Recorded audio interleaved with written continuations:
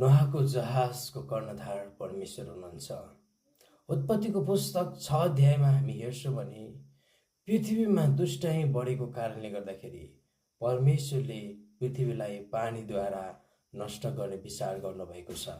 अनि नोहाको जहाज, परमेश्वरले नोहालाई एउटा जहाज बनाउने आज्ञा गर्नुहुन्छ।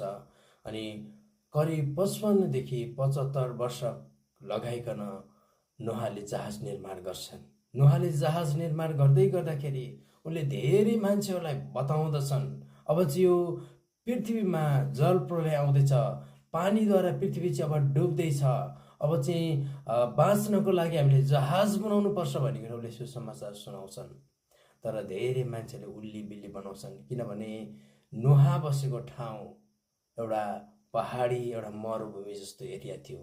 त्यहाँ जति नै ठुलो पानी परे तापनि त्यो पहाड पानीले पुर्छ, पानीले डुब्छ भन्ने विश्वास गर्न सकिने कुरा थिएन।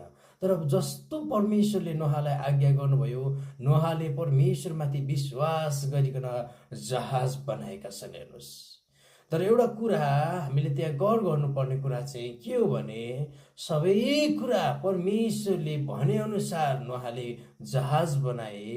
परमेश्वरले जहाजको लम्बाइ, उचाइ, चौडाइ, त्यसको आकार, त्यसको हाइट, त्यसको बनावट सबै परमेश्वरले दिनुभयो। तर परमेश्वरले नोहालाई जहाजको कर्णधार बनाउने आज्ञा दिनु भएन, ह्यान्डल बनाउने आज्ञा दिनु भएन। नोहाको जहाजमा कुनै ह्यान्डल थिएन। नोहाले जहाजलाई आफ्नो तरिकाले चलाउन सक्दैनथे। नोहा त्यो जहाजमा प्रवेश गर्दै गर्दाखेरि त्यो जहाजभित्र जब जान्छन् अनि नोहाको जहाजलाई चलाउने परमेश्वर हुनुहुन्छ। परमेश्वरमा उसले भरोसा गर्नु पर्दथ्यो। अनि विश्वासद्वारा नोहाले जहाज बनाए अनि विश्वासद्वारा परमेश्वरमा निर्भर भइकन जहाजमा चढे। होइन, त्यो जहाजलाई आफूलाई जता लान मन लाग्छ त्यतै नोहाले लान सक्दैनथे। प्रिय मित्रहरू, आज हाम्रो क्रिस्चियन इसाई जीवन, हामीले यीशु ख्रीष्टलाई विश्वास गर्यौँ भने, हामीले यीशु ख्रीष्टलाई विश्वास गर्दाखेरि हाम्रो जीवनको मालिक परमेश्वर हुनुहुन्छ। किनभने हामी यसुलाई विश्वास गरिसकेपछि गलातीको पुस्तक 2:20 भन्नुसार हामी ख्रीष्टसँगै क्रुसमा टाङ्ग्यौँ।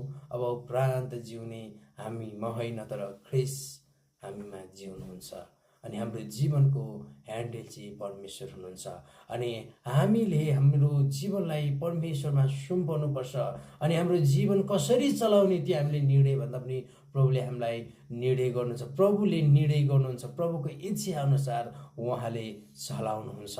अनि जति उहाँमाथि विश्वास गरे, जसरी नोहाको जहाजमा जतिजना चढे उनीहरू बाँचे, तर जतिजना चढेनन् उनीहरू मरे। यसै गरी यीशु ख्रीष्टलाई आफ्नो जीवनको मालिक बनाइकन विश्वास गर्नेहरूसँग जीवन छ, उनीहरूसँग अनन्तताको जीवन छ।